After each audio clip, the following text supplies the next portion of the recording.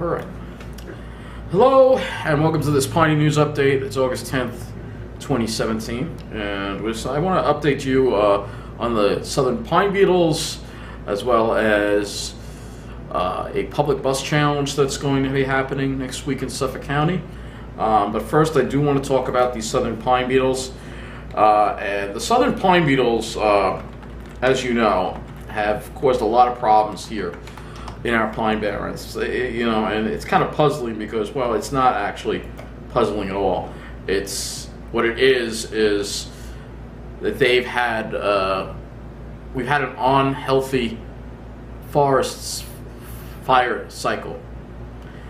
Anyway, the southern pine beetles have been a problem here on Long Island. It's mainly due to our changing climate, the lack of extreme cold in the winter, the lack of long periods of extreme cold, and combined with the lack of fire because of overdevelopment have meant that these southern pine beetles have hit our pine barrens pretty hard.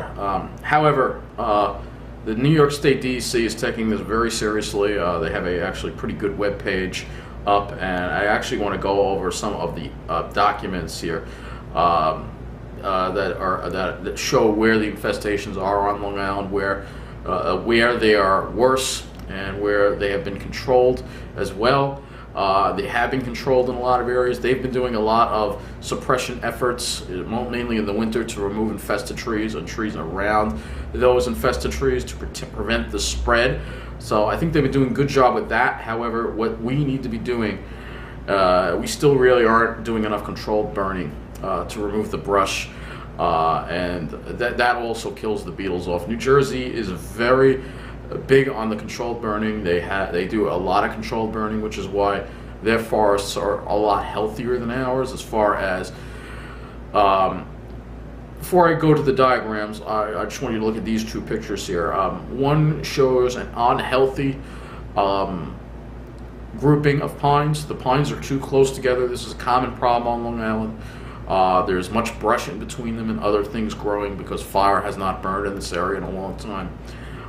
This is typical of a lot of the pine barrens of Long Island. And this other area that you're seeing here, you'll notice that there's not much brush on the ground. There's space in between the trees. And that is because they do frequent controlled burns, which keeps the brush to a minimum, and it keeps the healthy tree spacing proper. So when trees are farther apart, it's harder for the beetles to spread. And without brush, the trees are getting more light, so they're stronger. So all these things, controlled burns, all these things that New Jersey is doing is keeping their pine barrens much healthier than ours. And that's why I think, despite the fact it's much hotter there, their pine barrens seem to be coping much better with the southern pine beetles being introduced into our area due to climate change. But now let's go ahead and look at some of the diagrams. All right, the first thing I want to show you is from the DEC's webpage here. And these are two areas here that they're showing a comparison of suppression efforts versus no suppression efforts. And on the left, you'll see that an untreated spread of the southern pine beetle, which is this area in East Quogue, is 10 times larger than the area that had suppression efforts by cutting infested trees. So this is where they suppressed it. So you can see here on this map where it wasn't suppressed, from 2014 to 2016, the beetles spread a lot beyond that area. But here where they did do the suppression, which is in this area here that was infested in December 2014, it only spread just a little bit. So you can see why these suppression efforts are important. So the second thing I want to show you here is a map of Long Island. And in this map, you will see different dots. And what they're showing you here is, if you look over here, these red dots are confirmed cases of the southern pine beetle. The yellow are suspected southern pine beetle. And then it shows the pine barrens core preservation area. So you can see that there are just many, many, many dots here. Let's zoom that in a little more. So you can see there are many, many dots here. Heavy infestations in Hampton Bays. Certainly worse than what I've seen in New Jersey. And this is mainly due to the absence of fire and unhealthy growth But then we have suspected and confirmed cases as far west as West Babylon. So, yeah, we have a severe problem with southern pine beetles here on Long Island, and you know, it really is something that needs to be controlled, because if we don't control it, we could wind up losing our entire pine barrens.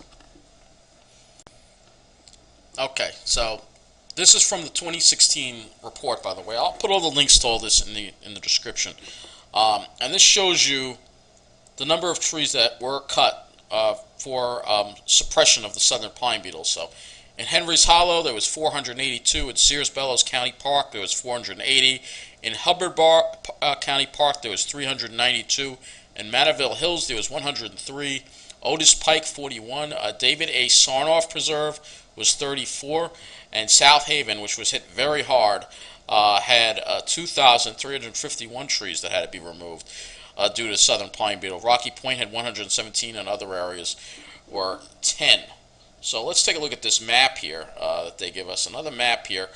This one is showing where the suppression was done. So you can see that they are stepping up suppression by doing these spot treatment areas, removing infested trees and trees near them. However, the ultimate solution, as I said before, and they don't stress it, I don't think they stress it enough, is we need fire. So this here is a map of, for instance, the David A. Sarnoff Preserve. Just to give you an example, they're mapping out every single preserve and determining which areas are most at risk for southern pine beetles.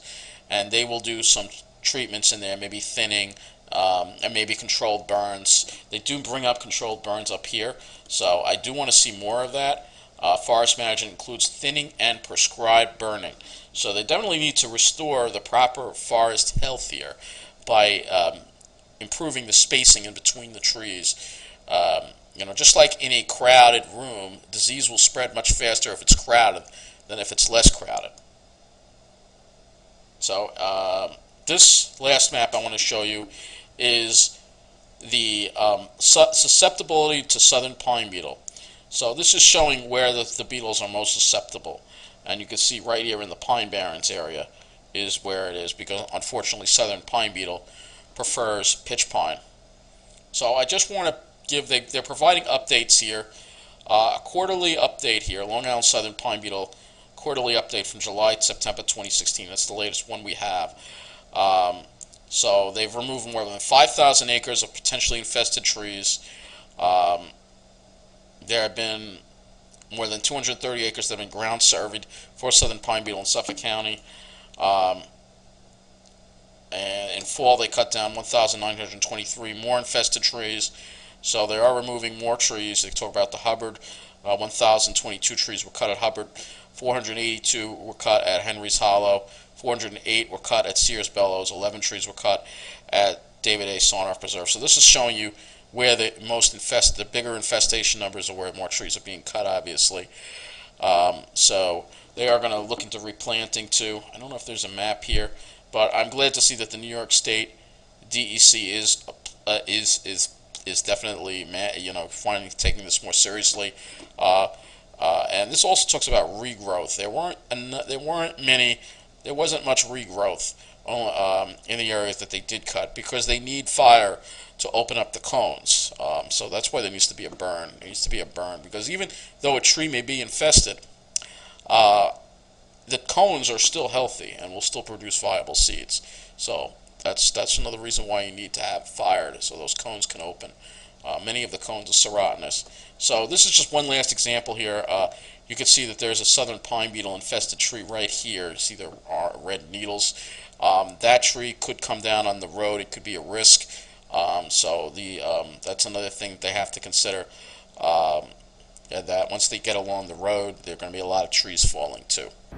So you can see in the diagrams where the southern pine beetle is, where it's being managed, and I'm glad to see New York State has started to take this more seriously. However, we need to be doing more controlled burns, way more, all right, way more than what we are doing. And New Jersey has done a much better job in that department, and we need to start doing controlled burns every year in the Pine Barrens, and not just not just like 50 acres. We should be doing at least, I would say, 100 to 1,000 acres each year, and to get the forest in a more healthy pattern.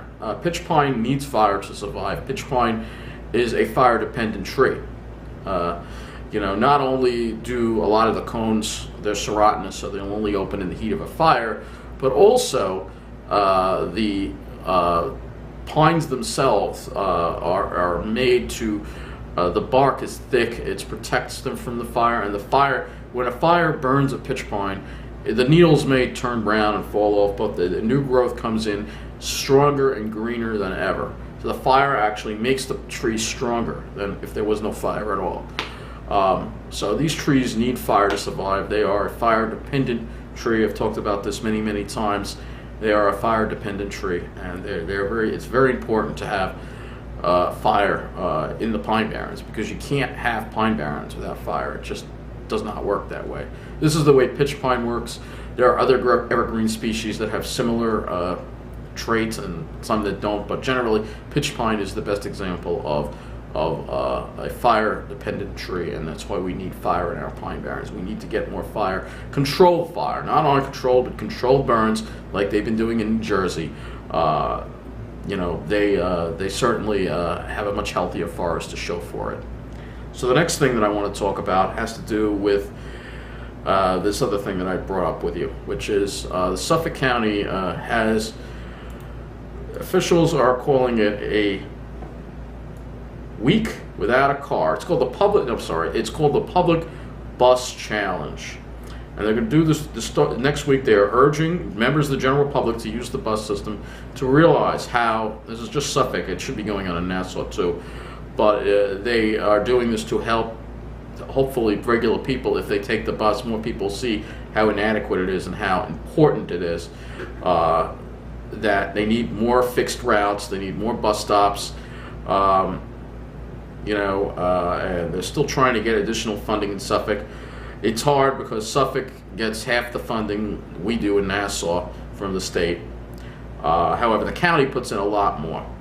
And it says here in this article, efforts to increase state transit aid are making little progress because it's partly due to the way the aid is distributed. Like Nassau's bus system receives nearly 40 more from the state than Suffolk, but also carries 4 times as many riders. So NICE has 4 times the ridership that Suffolk County Transit has. Now, the Department of Public Works officials are trying to determine how they can operate the bus system more efficiently while they make the case for more funding. So there's, right now they're trying to reinvent the bus system in Suffolk and make it a little more efficient. And I just want to put in one suggestion here to Suffolk County, because the S33 is ridiculously unreliable. It's always 30-40 minutes late. I think the route, sending it to Hauppauge, from whatever I've seen on the S33, most of the ridership operates between the Suffolk Community College campus in Brentwood to Sunrise Mall. That's where most of the ridership is. But the problem is that a lot of the trips go to Hauppauge, and I think it's contributing to the extreme lateness of the route. So I'm looking at a Suffolk County Transit map here, and I want to see something for a minute. And I want to see there's no need to send the 33. That's what I figured. There's no need to send the 33 to Hauppauge. None at all, because you have, running between Brentwood and Hauppauge, you have another route called the 3A. All right, I think maybe even the 3B runs up between Suffolk County Community College and Brentwood. So people can use that to go between the college and Hauppauge, and I don't think there are that many people going between the college and Hauppauge. So I think they need to do something about that 33. They need to shorten it and have it run between Brentwood and Sunrise Mall only, and have it run every half an hour, because there are hour gaps in the middle of the day, and even in the rush hour there's hour gaps, and as a result the bus gets very crowded, and it just contributes to the lateness.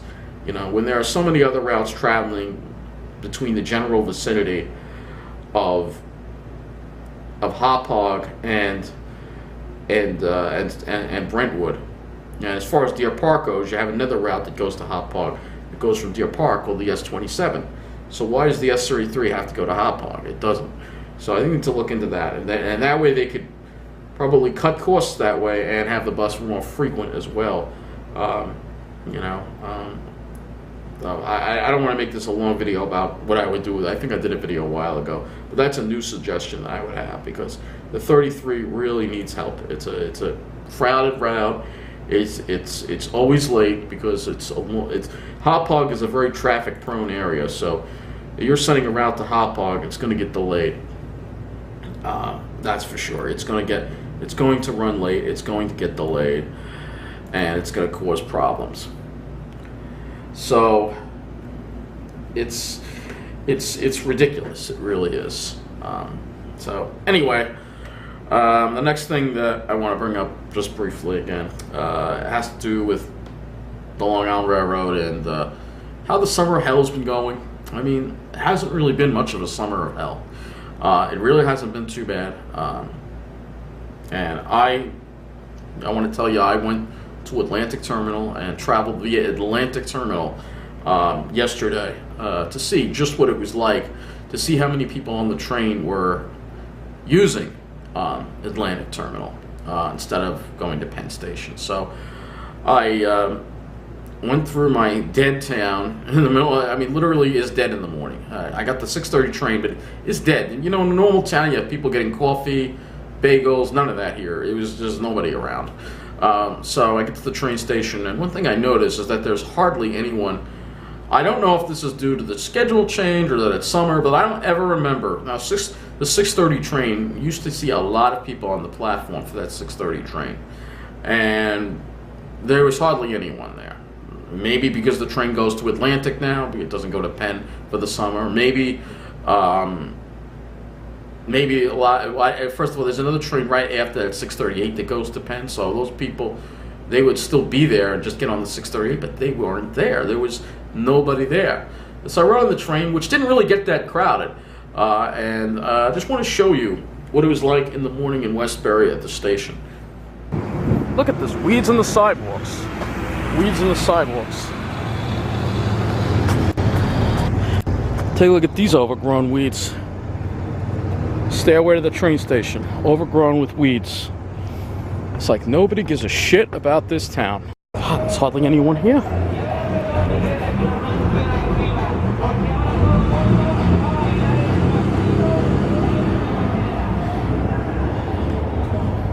Yep.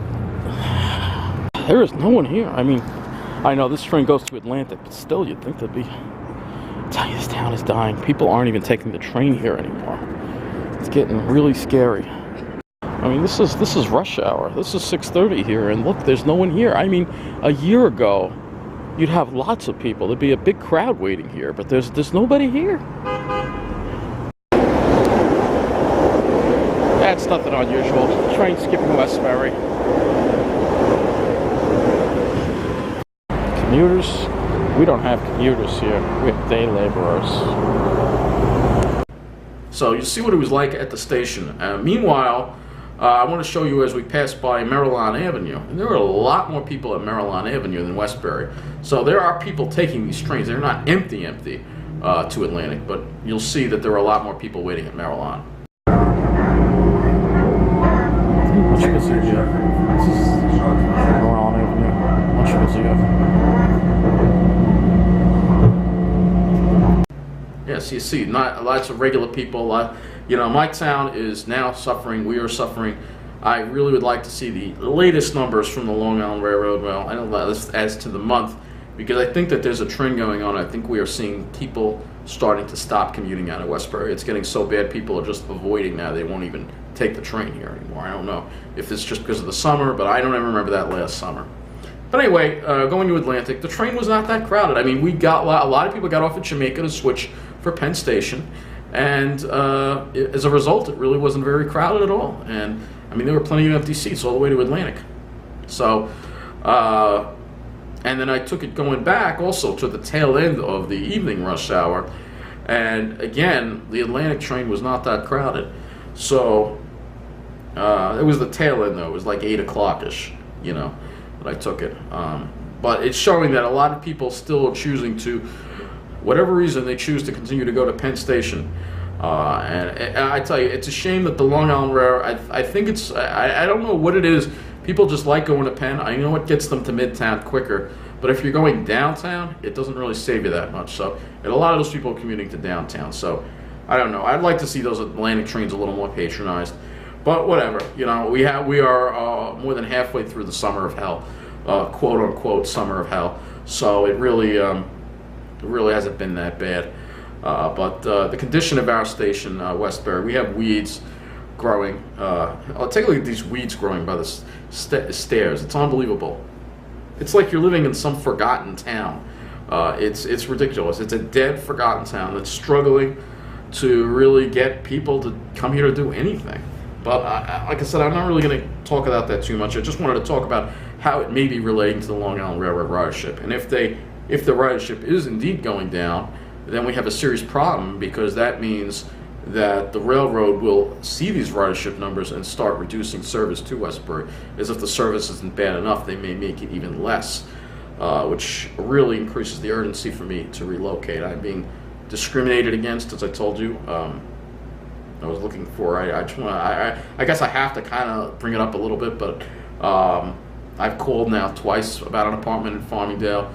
They have not called me back. They will not let me see the apartment, because they know I'm in a program. They're not letting me see it. So I am going to have to call some lawyers tomorrow and see about taking action against these people for discrimination.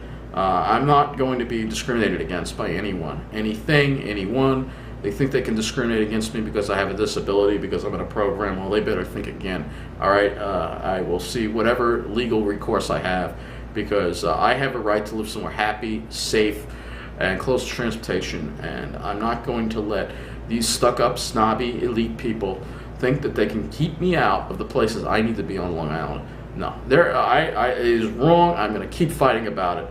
All right. But anyway, I don't want to spend more than too long talk about it, but I guess I have to, because it's such a prominent issue in my life. But anyway, that's it for this Piney News update, and I hope you all take it easy.